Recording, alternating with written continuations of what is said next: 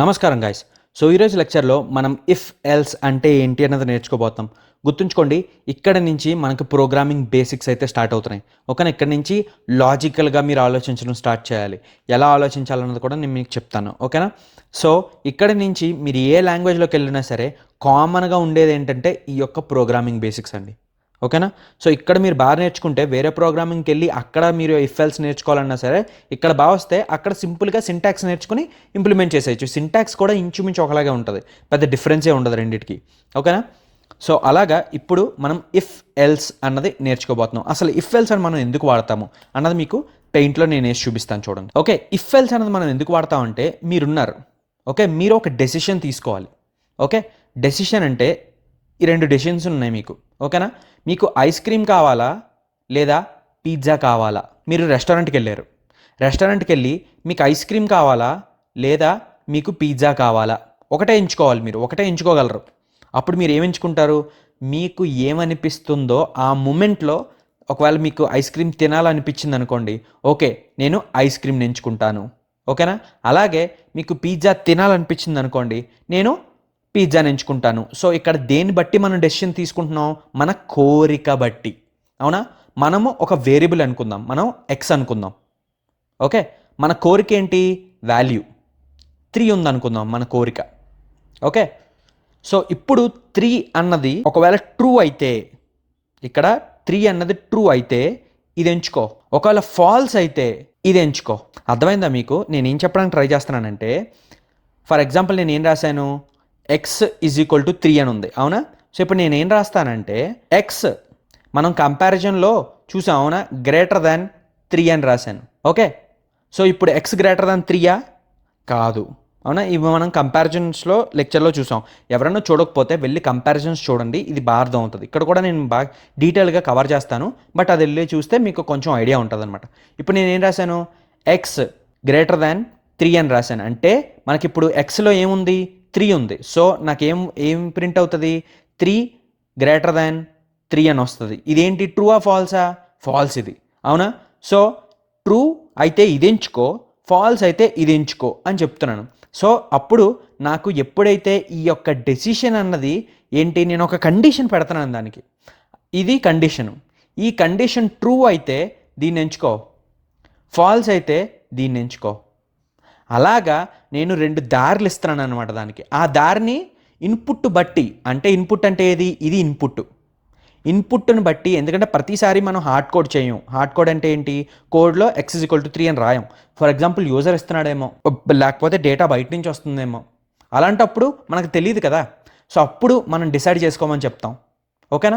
So అందరికీ బేసిక్గా అర్థమైంది అనుకుంటున్నాను ఏంటి ఈ ఇఫ్ ఎల్స్ అన్నది ఎందుకు వాడతాము అన్నది. ఇప్పుడు సింటాక్స్ చూపిస్తాను చూడండి. సింటాక్స్ నేను ఇందులో రాయను కన్సోల్లో, నేను పక్కన పెట్టి మీకు చూపిస్తాను చూడండి. ఓకే, సో నేను నా first.html అయితే ఓపెన్ చేసుకున్నాను. ఇందులో స్క్రిప్ట్ ఇంక్లూడ్ చేశాను. ఓకే, ఇక్కడ సింటాక్స్ వచ్చేసి ఇఫ్ అండి.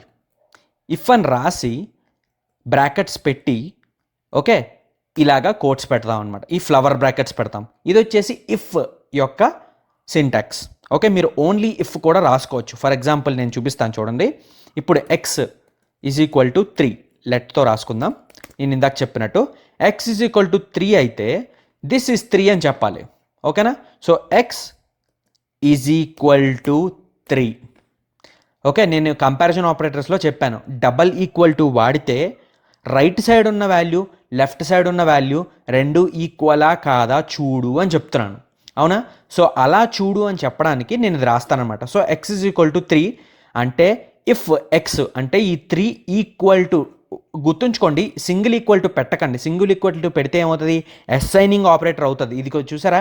ఇది అసైనింగ్ ఆపరేటర్. అది గుర్తుంచుకోండి. డబల్ ఈక్వల్ టు పెడితేనే అది right to left comparison operator అవుతుంది. ఓకేనా? సో ఇప్పుడు నేను ఇక్కడ ఏం రాస్తాను? console.log. ఓకే, దిస్ ఇస్ 3 అని రాస్తాను. Okay, this is 3. సో ఇప్పుడు నేను రిఫ్రెష్ చేస్తే చూడండి ఏమొస్తుంది నాకు?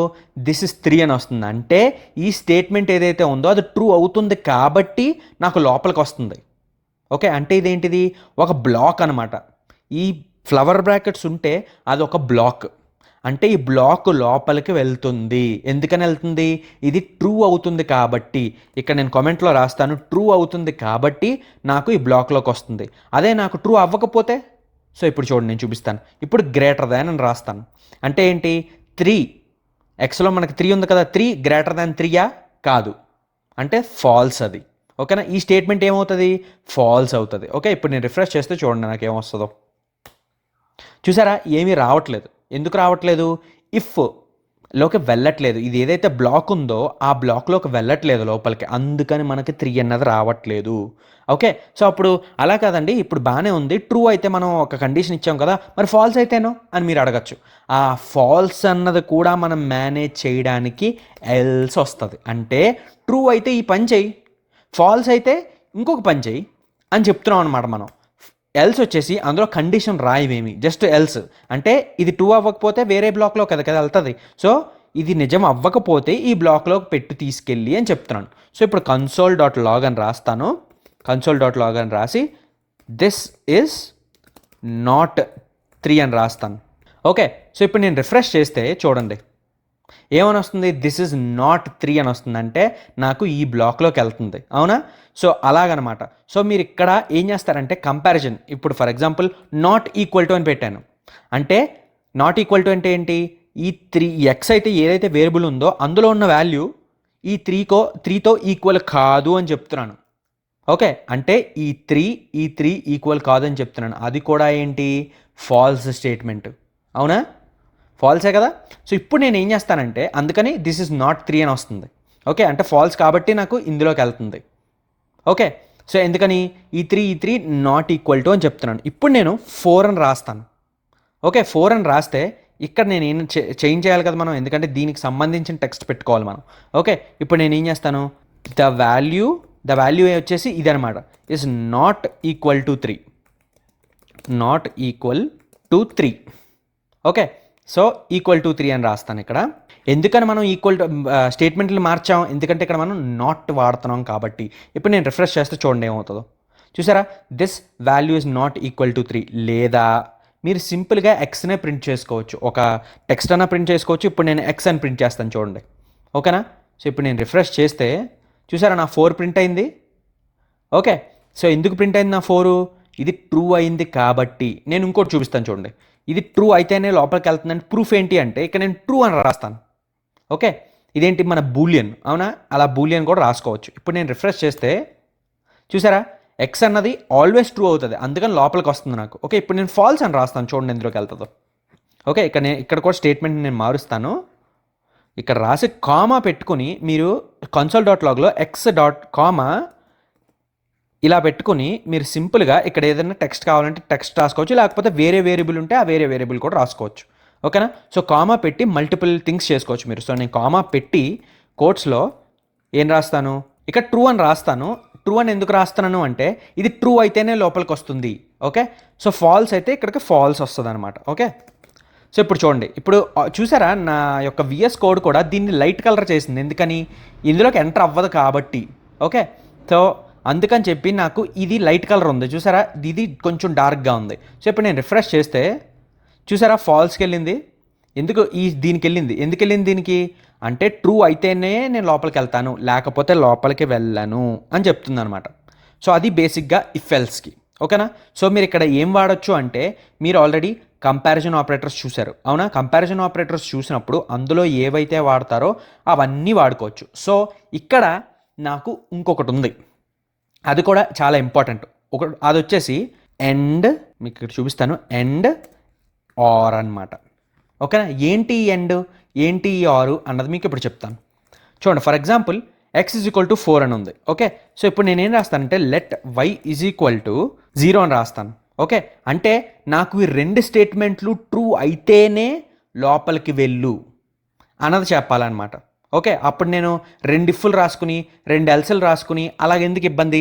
ఈ 2నే కలిపి రాసేయచ్చు. ఎలా రాస్తాము అంటే ఎక్స్ ఈజ్ ఈక్వల్ టు 4 అయితే ఎండ్. ఓకేనా? ఎండ్ ఏంటి? మీకు 7 పైన ఉంటుంది. ఎండ్ అని రాసి ఎక్స్ ఈజ్ ఈక్వల్ టు ఇప్పుడు వై అనమాట, y is equal to 0. Okay, so నేనేం చెప్తున్నాను? ఎక్స్ వై అంటే ఇది ట్రూ అవ్వాలి, ఇది కూడా ట్రూ అవ్వాలి. రెండు ట్రూ అయితేనే నాకు లోపలికి రా అని చెప్తున్నాను. సో ఇప్పుడు నేను రిఫ్రెష్ చేస్తే చూసారా నాకేమొచ్చింది, ఇక్కడ ఎక్స్ ఇచ్చాను కాబట్టి 4 వచ్చింది. నేను ఇక్కడ వై కూడా ఇస్తాను. Okay, comma y. సో ఇప్పుడు రిఫ్రెష్ చేస్తే చూసారా 4 0 ట్రూ అంటే 4 = 4. అందుకని చెప్పి ఇది ట్రూ అయింది ఈ స్టేట్మెంట్. దీన్ని స్టేట్మెంట్ అంటారు. ఓకేనా. 0 అంటే 0 = 0, అందుకని అది ట్రూ అయింది. ఇప్పుడు నేను ఇక్కడ 1 అని పెడతాను. చూడండి ఏమవుతుంది అంటే ఒకటి ట్రూ అవుతుంది, రెండోది ఫాల్స్ అవుతుంది. అంటే ఒకటి మ్యాచ్ అవుతుంది, రెండోది మ్యాచ్ అవ్వట్లేదు. ఇప్పుడు చూడండి ఏమవుతుందో. చూసారా ఎందులోకి వెళ్ళిపోయింది, ఫాల్స్లోకి వెళ్ళిపోయింది. అంటే నాకు ఈ ఎండ్ ఏం చేస్తుంది, రెండు ఖచ్చితంగా ట్రూ అవ్వాల్సిందే అని చెప్తున్నాను. ఇది రెండైనా పెట్టుకోవచ్చు అండి అంటే కాదు, మీరు 3 ఉంటే 3 పెట్టుకోవచ్చు. ఫర్ ఎగ్జాంపుల్ లెట్ z = 6 అని ఉంది. ఓకే, సో ఇప్పుడు నేను ఏం చేస్తాను, సింపుల్గా ఎండ్ అని వాడి z = 6 అని వాడతాను. ఓకే, సో ఇక్కడ నేను 0 కింద మారుస్తాను ప్రస్తుతం ట్రూ అన్న చూపించడానికి. ఇప్పుడు నేను రిఫ్రెష్ చేస్తే నాకేమొచ్చింది, ఇక్కడ నేను కామా z అని కూడా పెడతాను. ఇప్పుడు నేను రిఫ్రెష్ చేస్తే చూసారా 4 0 6 ట్రూ. ఎందుకు వస్తుంది, ఇది ట్రూ అయింది, ఈ స్టేట్మెంట్ ట్రూ అయింది, ఈ స్టేట్మెంట్ ట్రూ అయింది కాబట్టి నాకు లోపలికి వచ్చింది. ఓకేనా. గుర్తుంచుకోండి ఎండ్ అన్నది ఏం చేస్తుంది అంటే ఫస్ట్ ఈ స్టేట్మెంట్ చెక్ చేసుకుంటుంది. ఓకేనా. ఇది ట్రూ అయితేనే నాకు నెక్స్ట్ స్టేట్మెంట్ చెక్ చేస్తుంది. ఇది ట్రూ అయితే నెక్స్ట్ స్టేట్మెంట్కి వెళ్తుంది. అదే ఫస్టే ఫాల్స్ అయిపోయింది అనుకోండి, ఫర్ ఎగ్జాంపుల్ ఇక్కడ 1 అని పెట్టాను, x ఏంటి 4, కానీ నేనేమి ఇచ్చాను 1 అని ఇచ్చాను. ఎప్పుడైతే ఈ యొక్క x = 1 అని స్టేట్మెంట్ ఫాల్స్ అయిపోతుందో ఇంకా మిగతావి చెక్ చేయడం అనవసరం కదా, ఇవేం చెక్ చేయదు ఇంకా. ఎందుకని ఎండ్ ఎలా పనిచేస్తుంది, అన్నీ ట్రూ అవుతుంది. మీకు ట్రూత్ టేబుల్ అని ఒకటి ఉంటుంది. ఓకేనా. ట్రూత్ టేబుల్ అంటే ఏంటంటే ఇప్పుడు ఎండ్కి ట్రూత్ టేబుల్ రాస్తాను చూడండి. ఎండ్ వచ్చేసి రెండు ట్రూ అయితేనే నాకు ట్రూ అవుట్పుట్ ఇవ్వు. ఓకేనా. అదే కానీ ఒకటి ట్రూ అయింది అనుకుందాం, రెండోది ఫాల్స్ అయితే ఏమవుతుంది, ఆటోమేటిక్గా మీకు ఫాల్స్ అయిపోతుంది. అవునా. అంటే ఏంటి, ఫస్ట్ స్టేట్మెంట్ వచ్చేసి ట్రూ అయితే, అంటే ఇది ట్రూ అయితే నెక్స్ట్ స్టేట్మెంట్ చెక్ చేసుకుంటుంది, ఇది కూడా ట్రూ అయితే అప్పుడు ట్రూ అంటే లోపలికి వెళ్ళు. ఓకే, సెకండ్ ట్రూ అయింది అనుకుందాం ఫస్ట్ స్టేట్మెంట్, రెండో స్టేట్మెంట్ ఫాల్స్ అయింది అనుకోండి, ఆటోమేటిక్గా మీకు ఫాల్స్ వస్తుంది. ఓకే, ఇంకోటి వచ్చేసి ఫాల్స్ ట్రూ అంటే అది కూడా మీకు ఏమవుతుంది, ఫాల్సే అవుతుంది. ఎందుకని ఫస్ట్ స్టేట్మెంట్ ఫాల్స్ అనుకుందాం, రెండో స్టేట్మెంట్కి వెళ్ళదు అసలు ఎండ్. ఎందుకంటే రెండు ట్రూ ఉంటేనే ట్రూ ఉంటుంది, లేకపోతే ఉండదు. ఆబ్వియస్గా మీకు ఫాల్స్ అండ్ ఫాల్స్ అయితే ఫాల్సే అవుతుంది ఆబ్వియస్గా. అవునా. ఎందుకంటే ఫస్ట్ది ఫాల్స్ అన్నప్పుడే మీకు ఆపేస్తుంది. అవునా. సో అలాగా మీ దీన్ని ట్రూత్ టేబుల్ అంటారు. ఓకేనా. సో అలాగే ఎండ్ అన్నది మనకి పనిచేస్తుంది. సో అందరికీ ఎండ్ అన్నది అర్థమైంది అనుకుంటున్నాను. సో ఇక్కడ నేను ఎండ్ అన్నది ఫాల్స్లో వెళ్ళడానికి ఇక్కడ ఆల్రెడీ x = 1 అని రాశాను కదా. సో ఇప్పుడు రిఫ్రెష్ చేస్తే చూడండి ఫాల్స్ అని వస్తుంది. కాకపోతే బ్యాక్ ఎండ్ అంటే ఏంటి, జావా స్క్రిప్ట్ ఫంక్షనింగ్లో ఎలా పనిచేస్తుంది అంటే ఎప్పుడైతే ఇది ఫాల్స్ అయిందో వీటిని అసలు చెక్ చేయాల్సిన అవసరం ఉండదు కదా, చెక్ చేయదు అసలు. ఇక్కడతో బ్రేక్ చేసేస్తుంది, బ్రేక్ చేసేసి ఎల్స్లోకి వెళ్ళిపోతుంది. ఓకేనా. సో అందరికీ అర్థమైంది అనుకుంటున్నాను ఇఫ్ ఎల్స్ అన్నది నార్మల్గా ఎలా పనిచేస్తుంది అన్నది. ఓకే, సో ఇప్పుడు నేను ఆర్ అన్నది చెప్పాను. ఆర్ అంటే ఏంటి, మనకి ఎంటర్కి పైన షిఫ్ట్ పట్టుకొని పైన ఉన్న బటన్ని కొడితే ఇలా వస్తాయన్నమాట రెండు. దీన్ని ఆర్ కండిషన్ అంటాం. ఆర్ కండిషన్ ఎలా పనిచేస్తుంది అంటే రివర్స్ ఎండ్కి. ఎందుకు ఎండ్కి రివర్స్ అంటున్నానంటే నీ ఎండ్ అంటే ఏంటి, ఇది ట్రూ అవ్వాలి, అన్నీ ఇందులో ఉన్నవన్నీ ట్రూ అవ్వాలంటదా. కాకపోతే ఆర్ ఏమంటుందంటే ఒకటి ట్రూ అయితే సరిపోతుంది. అంటే ఆర్ అంటే ఇది ట్రూ అయినా పర్వాలేదు, ఇదైనా పర్వాలేదు, ఇదైనా పర్వాలేదు, ఏదో ఒకటి ట్రూ అయినా సరే మీకు ట్రూ అని చూపిస్తుంది. ఓకేనా. అన్నీ ట్రూ అవ్వాలి అని ఎండలాగా అనదు, ఒకటి అవ్వండి సరిపోతుంది అని అంటుంది అనమాట. సో ఇప్పుడు నేను చూడండి 4 అని ఉంది కదా, 1 అని మార్చాను. ఇప్పుడు 0 ఒకటి ట్రూ పెడదాము. ఇప్పుడు వచ్చేసి 6 వచ్చేసి 9 కింద మారుస్తాను. అంటే ఏంటి, x 1 కాదు, ఫాల్స్. ఈ స్టేట్మెంట్ ఏంటి, ఫాల్స్. సెకండ్ వచ్చేసి y = 0 అంటే ఏంటి, ట్రూ. ఎందుకంటే y 0 కదా. ఇప్పుడు z = 9 అని పెడుతున్నాను. ఓకే, అంటే ఏమొస్తుంది 6 కాబట్టి 9 అని పెట్టాను. అవునా. సో ఏమవుతుంది, ఇది ఒక్క స్టేట్మెంట్ ఒక్కటే ఏమవుతుంది, ట్రూ అవుతుంది, ఇది ఫాల్స్ అవుతున్నాయి. అవునా. సో ఆర్ ఏమంటుంది అంటే ఇది ఒక్కటి సరి అవుతుంది కదా, సరిపోతుందిలే అంటుంది. ఇప్పుడు రిఫ్రెష్ చేస్తే చూడండి ఏమొస్తుంది, నాకు ట్రూ వచ్చేస్తుంది. అవునా. ఎందుకు వస్తుంది, ఒక్క స్టేట్మెంట్ నాకు ట్రూ అయితే సరిపోతుంది. అదే ఇది కూడా రాంగ్ అయింది అనుకుందాం, 10 అని పెట్టాను, ఇది కూడా రాంగ్ అయితే అప్పుడు ఓకే అన్నీ రాంగ్లే ఉన్నాయి కాబట్టి నేను ఎల్స్లోకి వెళ్ళిపోతాను అంటది. చూడండి ఇప్పుడు రిఫ్రెష్ చేస్తే ఫాల్స్ వస్తుంది. అంటే దీని ట్రూత్ టేబుల్ ఏమవుతుంది, ఆర్ ఏమంటుంది అంటే నువ్వు ఒకవేళ ట్రూ అయ్యావు అనుకుందాం. ఓకే, తర్వాత నెక్స్ట్ ఫాల్స్ అయినా సరే నేను ట్రూ ఇచ్చేస్తాను నీకు. ఓకే, నెక్స్ట్ వచ్చేసి ఫాల్స్ అవుతుంది, ఆ తర్వాత ట్రూ అయితే అది కూడా నేను ట్రూ ఇచ్చేస్తాను, ఎందుకంటే రెండిట్లో ఒకటి ట్రూ అయితే సరిపోతుంది. ఆబ్వియస్గా ట్రూ అయితే నాకేంటి ట్రూవే అవుతుంది, ఎందుకని ఒక ట్రూ అయితే సరిపోతుంది కదా, రెండు ట్రూ అయినా సరే పర్వాలేదు. ఓకేనా, అదే కానీ రెండు ఫాల్స్ అయితే, ఓకేనా, రెండు ఫాల్స్ అయితే అప్పుడు ఆటోమేటిక్గా నేను ఫాల్స్ అయిపోతాను అంటుంది. అంటే నీ దగ్గర ఒకటి కూడా కరెక్ట్గా లేదు, ఆ ఒకటి కూడా కరెక్ట్గా లేనప్పుడు ఎందుకు ఇంకా నేను ఫాల్స్లోకి వెళ్ళిపోతాను అంటుంది. ఇక్కడ చూసుకుంటే ట్రూ ట్రూ ట్రూ ఫాల్స్, ఇది ఆర్ యొక్క ట్రూత్ టేబుల్ అనమాట. ఓకే, ట్రూత్ టేబుల్ అంటే ఏంటి, కండిషన్స్ ట్రూ అయితే ఏం చేస్తుంది, ఫాల్స్ అయితే ఏం చేస్తుంది అన్నది. ఓకేనా, సో అందరికీ అర్థమైంది అనుకుంటున్నాను ఈ యొక్క ఇఫ్ ఎల్స్. ఎవరికైనా డౌట్స్ ఉంటే కమెంట్ బాక్స్లో పెట్టండి. ఇప్పుడు మీకు ఒక చిన్న టాస్క్ అయితే నేను చూపిస్తాను, చూడండి. సో గైస్, ఇది వచ్చేసి మీ టాస్క్ అనమాట. పేజ్కి ఎంటర్ అయిన వెంటనే నాకేమడుగుతుంది, ఎంటర్ యువర్ ఏజ్ అని అడుగుతుంది. ఓకే, నేను ఒకవేళ మనం ఓటింగ్కి, ఇది ఓటింగ్ యొక్క లాజిక్ అనమాట, మనం ఓటింగ్కి 18 ఉండాలి మినిమం, అవునా? సో నేను ఫర్ ఎగ్జాంపుల్ 20 అని ఎంటర్ చేశాను అనుకుందాం.